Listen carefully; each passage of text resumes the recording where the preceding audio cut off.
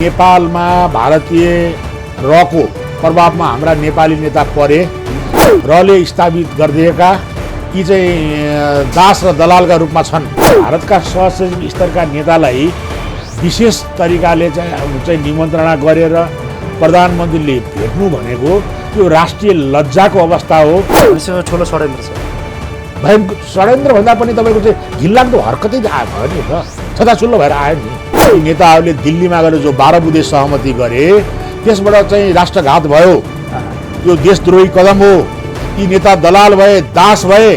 अब यिनलाई साम्यवाद ल्याउन, समाजवाद ल्याउन, जनवाद ल्याउन, जनतन्त्र ल्याउन केले छेक्यो त? यस लुट्न आएका हुन् भन्ने कुरा आज सिद्ध भएको छ। आन्दोलन गर्ने बेला भयो, समय आयो। जनताले अभिभावकत्व नपाएको अवस्था छर्लङ्ग देखिएको छ। आकुल व्याकुल जनता देखेर उहाँलाई चिन्ता परेको अवस्था त्यसबाट देखिन्छ। अब नेपाली जनताले यी शासकहरूलाई सहने अवस्था छैन। कतै त्यही आन्दोलनबाट तपाईँहरूको चाहिँ लक्ष्य उद्देश्य राजसंस्था फर्काउने त होइन? ठिक हो, सुन्नुहोस् न।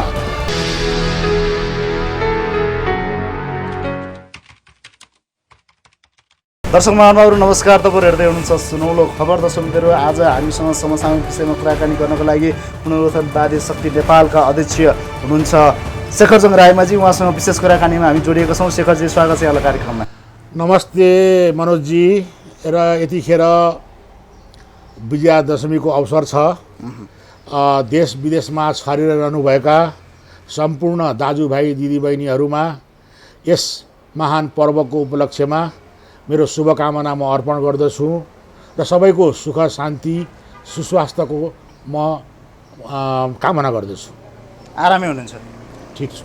हुन्छ, यहाँलाई पनि आउँदै गरेको विजयादशमीको धेरै धेरै शुभकामना दिन चाहन्छौँ हामी हाम्रो तर्फबाट पनि। अब हामी समसामयिक विषयमा प्रस्तुत गरिरहँदाखेरि नेपालमा भएका गतिविधिहरू, देशमा भएका विभिन्न किसिमका राजनीतिक समसामयिक गतिविधिहरूमा तपाईँले आवाज उठाउँदै आइरहनु भएको छ।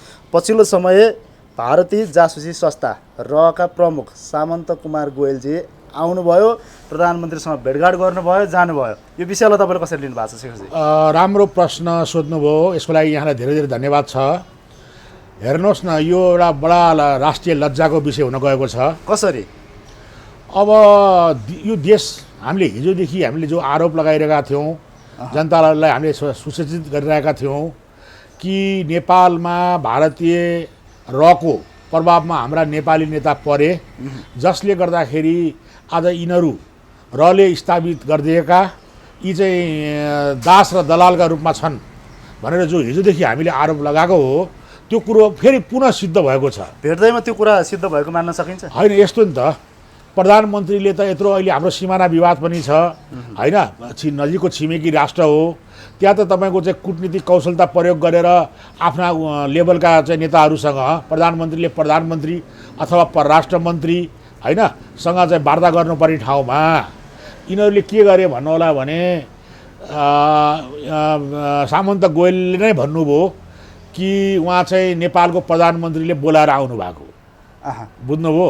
र एउटा सहसचिव, भारतका सहसचिव स्तरका नेतालाई विशेष तरिकाले चाहिँ निमन्त्रणा गरेर प्रधानमन्त्रीले भेट्नु भनेको यो राष्ट्रिय लज्जाको अवस्था हो। एक प्रकारले हिजोदेखि जो हामीले चाहिँ मुलुक पराधीनको अवस्थामा छ, यी दलालहरूले यो मुलुकको चाहिँ एउटा चाहिँ तपाईँको चाहिँ स्वाभिमान र यसको गौरव माथि चाहिँ ठुलो आघात पुर्याएका छन् भन्ने कुरा चाहिँ सिद्ध भएको छ। र नेपाली राजनीति, नेपालको आन्तरिक मामलामा यसरी भारतको एउटा जासुसी संस्थालाई ल्याएर प्रयोग गर्नु भनेको ज्यादै अनुचित, भर्सना र गलत चाहिँ कार्य हो भनेर चाहिँ मेरो ठहर छ। मैले त्यसरी हेरेको छु। अब यो कसरी, अब यो भेटबाट अब के चाहिँ हुन्छ, कस्तो परिणाम ल्याउला, यसले के सोच्नु भएको छ? होइन, यतिखेर तपाईँको चाहिँ शासकहरू असफल छन्, बुझ्नुभयो। उनीहरूले तपाईँको चाहिँ नेपालको जुन जनताहरूको मौलिक हक छ नि, त्यो मौलिक हक अनुसार पनि जनताहरूले गर्न सकेको अवस्था छैन। देशमा यत्रो चाहिँ तपाईँको चाहिँ महाव्याधि, महासङ्क्रमण, तपाईँको चाहिँ कोरोना महामारी कोभिड-19 यत्रो देशमा आयो। यसलाई चाहिँ यिनीहरूले चाहिँ व्यवस्थापकीय कौशलता देखाउन नसकेर आज नियन्त्रण बाहिर गएको छ र विश्वमै एउटा चाहिँ डरलाग्दो चाहिँ तपाईँको चाहिँ सङ्क्रमणको रूपमा नेपाल रहन पुगेको छ। दिन प्रतिदिन मृत्युको सङ्ख्याहरू बढिरहेको छ।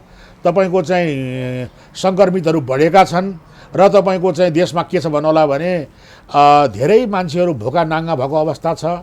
र जो तपाईँका चाहिँ दुखी, तपाईँका चाहिँ असहाय, अनाथ, बुझ्नुभयो, जो चाहिँ जसलाई चाहिँ राज्यले हेर्नुपर्ने हो तिनीहरूलाई नहेरेको अवस्था छ र मान्छेहरू धेरै आत्महत्या ज्यादै ठुलो रूपमा बढेको छ। इतिहासमै यति धेरै आत्महत्या नेपालमा भएको थिएन। र एकातिर त्यो अवस्था छ भने अर्कोतिर शासकहरू तपाईँको चाहिँ यो कमाउने मौका हो भनेर यत्रो जीवन रक्षाको जनताको जीवन रक्षाको सवालमा तपाईँको चाहिँ संवेदन हुनुपर्ने ठाउँमा उल्टो यो कमाउने मौका भनेर तपाईँको चाहिँ राहतमा घपला गरेका छन्। उता बढी तपाईँको चाहिँ जनस्वास्थ्यको चाहिँ तपाईँको चाहिँ औषधि, औजारहरू, तपाईँको चाहिँ विभिन्न चाहिँ तपाईँको टेस्टिङ चाहिँ तपाईँको इक्विपमेन्टहरूमा ठुलो घोटाला गरेको चाहिँ अवस्था छ र ती घोटाला उप कारबाही नगरेको अवस्था छ र प्रधानमन्त्रीले यी घोटाला गर्ने यी चाहिँ तपाईँको चाहिँ भ्रष्टाचारीहरूलाई ठुलो संरक्षण दिएको अवस्था छ र यसले जनता टोटल्ली तपाईँको चाहिँ राज्यसँग चाहिँ तपाईँको चाहिँ पुरै वितृष्णा चाहिँ भएको हुनाले र यतिखेर चाहिँ तपाईँको चाहिँ एकदमै सरकार चाहिँ गम्भीर सङ्कटमा परेको अवस्थामा यिनीहरूले चाहिँ भारतीय जासुसी संस्थाको सहयोगमा आफूलाई स्थापित गर्ने पुनः तपाईँको यसबाट चाहिँ तपाईँको चाहिँ पुनः स्थापित हुने जो प्रयास गरेका छन् यो बहुत खतरनाक, बहुत घृणित र यो तपाईँको चाहिँ देशद्रोही काम हो भनेर चाहिँ मेरो ठहर छ। भनेपछि ठुलो षड्यन्त्र छ। भयङ्कर षड्यन्त्र भन्दा पनि तपाईँको चाहिँ घिनलाग्दो हरकतै आयो भयो नि त, छताछुल्लो भएर आयो नि।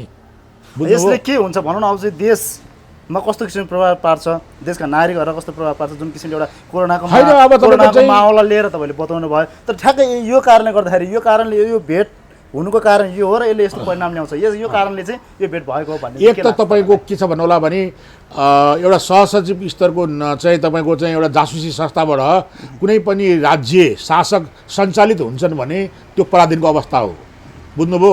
एक नम्बर कुरा रबाट नेपाल सरकार चलेको छ भन्ने रले उनीहरूलाई फेरि पुनर्स्थापित, यो जब उनीहरूको चाहिँ यो सत्ता अहिले चाहिँ सङ्कटमा ढलमल तासको घर जस्तो भत्किने अवस्थामा छ नि हो, यसबाट बचाउनको लागि उनले सहयोग मागेको र उनलाई बचाउन आएको भन्ने जुन चाहिँ भनाइ आएको छ, यो चाहिँ तपाईँको चाहिँ ज्यादै तपाईँको खेदजनक अवस्था हो।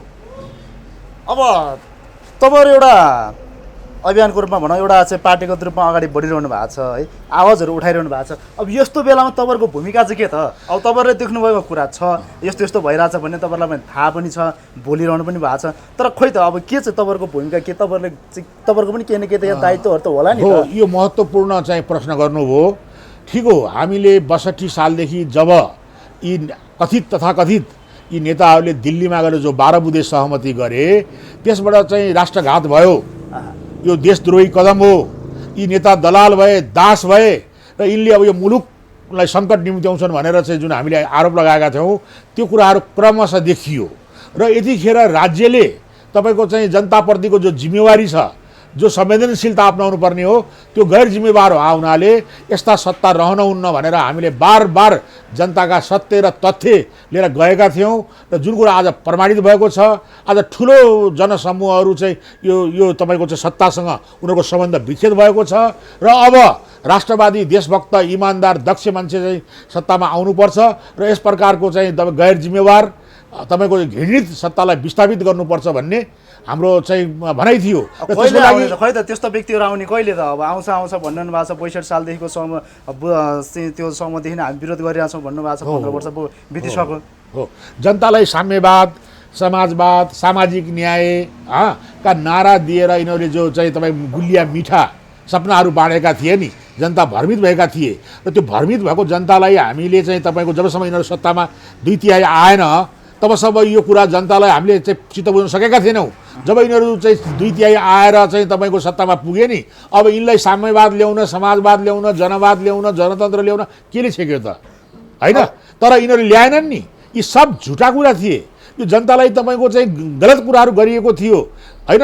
आज यो कुरा सिद्ध भएको छ। यिनीहरू जनताका मान्छे होइनन्, यी समाजका टाठा बाठा चट्टा बट्टा हुन्।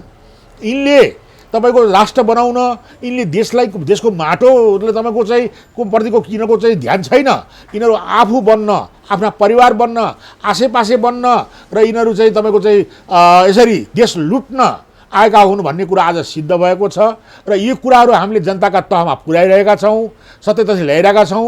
हामी अविच्छिन्न रूपमा सडकमा आज तपाईँको 15-16 वर्षदेखि लगातार निरन्तर हामी लागिरहेका छौँ र यति बेला त्यसो परिणाम के त खोइ त त्यसो ठिक छ, परिणाम आउँदैछ। सबभन्दा ठुलो कुरो के छ भन्नु होला भने कहिले आउँछ त सुन्नु न, जीवन र जनताको जीवनसँग गाँसिएको कुरा छ नि।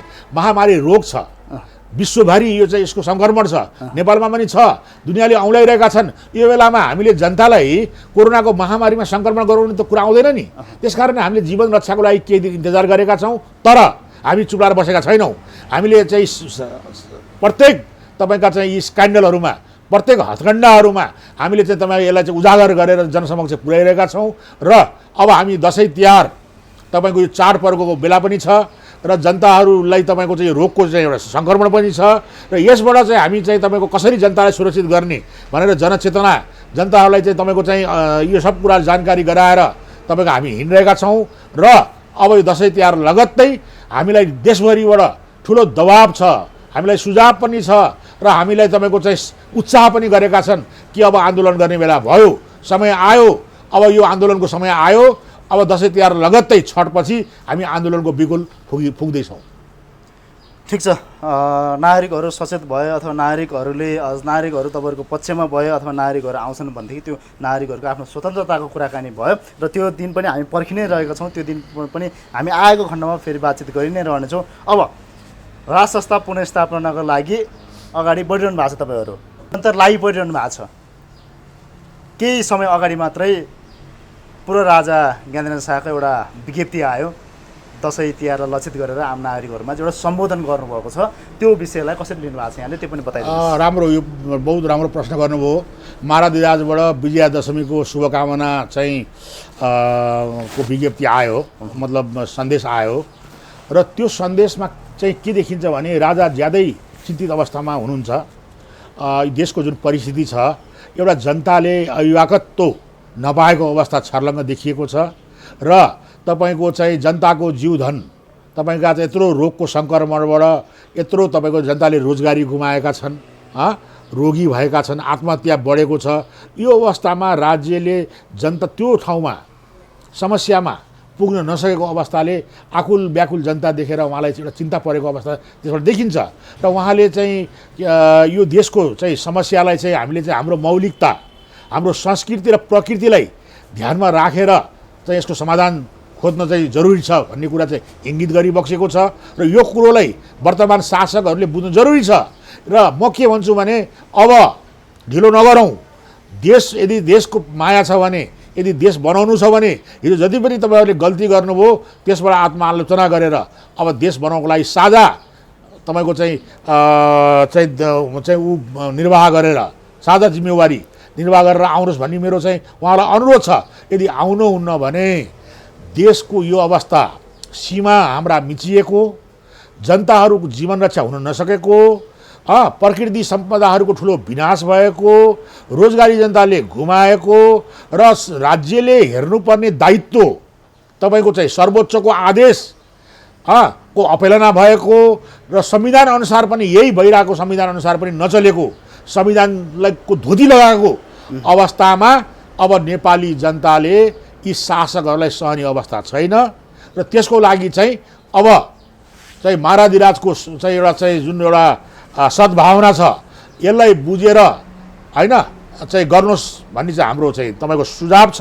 यदि गर्दैनन् भने नेपाली जनताले कुनै पनि बेला तपाईँको ठुलो विद्रोहको रूप लिएर यी शासकहरूलाई विस्थापित गर्ने अवस्था मैले देखिरहेको छु। अब अहिले तपाईँले भन्नुभयो दसैँ तिहार पछाडि हामी आन्दोलनमा आउँछौँ, कतै त्यही आन्दोलनबाट तपाईँहरूको चाहिँ लक्ष्य उद्देश्य राज संस्था फर्काउने त होइन?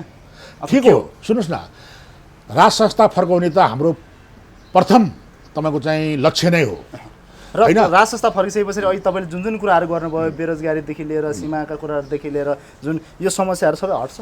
जरुर, सुन्नुहोस् न, समस्या भनेको त तपाईँको यो त तपाईँको दृष्टिकोण नभएर निजी स्वार्थले गर्दा नै भएको हो।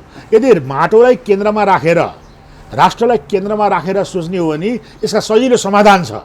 बुझ्नु भएन? यसमा के छ भन्नुहोला भने जनतालाई चित्त बुझाउनुपर्छ। जनसहभागिता र राज्यले जनताको लागि काम गर्ने हो।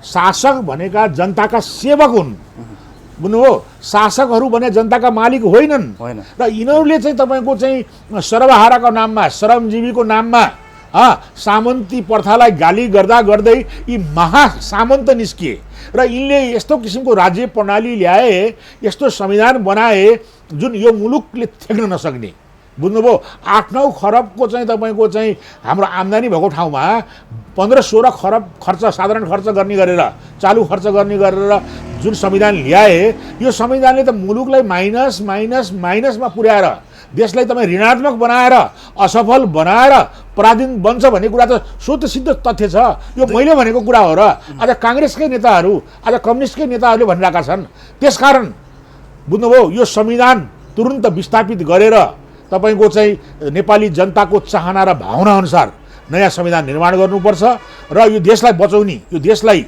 यस सङ्कटबाट चाहिँ निकाल्ने भनेको देशभक्त राष्ट्रवादी शक्तिहरूले हो र सम्पूर्ण नेपाली जनता हिजो हाम्रो पुर्खाहरूले लडेर रगत बगाएर बनाएको यो मुलुक भावनाले नेपाली जनताले जब आफ्नो राष्ट्रको देशको कुरा आउँछ सबै नेपाली एक ठाउँमा आउँछ र यसको लागि चाहिँ नेपाली झन्डामा अब आउन जरुरी पनि छ र यतिखेर राष्ट्रवादी शक्ति जुर्मुराको अवस्था छ र यसबाट तपाईँको अब हामी चाँडै नै एउटा आन्दोलनको चाहिँ तपाईँको वार्ताबाट भएन भने अब तपाईँको चाहिँ सङ्घर्षको माध्यमबाट हामीले यो दलाल देशद्रोही सत्तालाई हामी विस्थापित गरेर राष्ट्रवादी सत्ता ल्याउँछौँ भन्ने हाम्रो प्रण छ।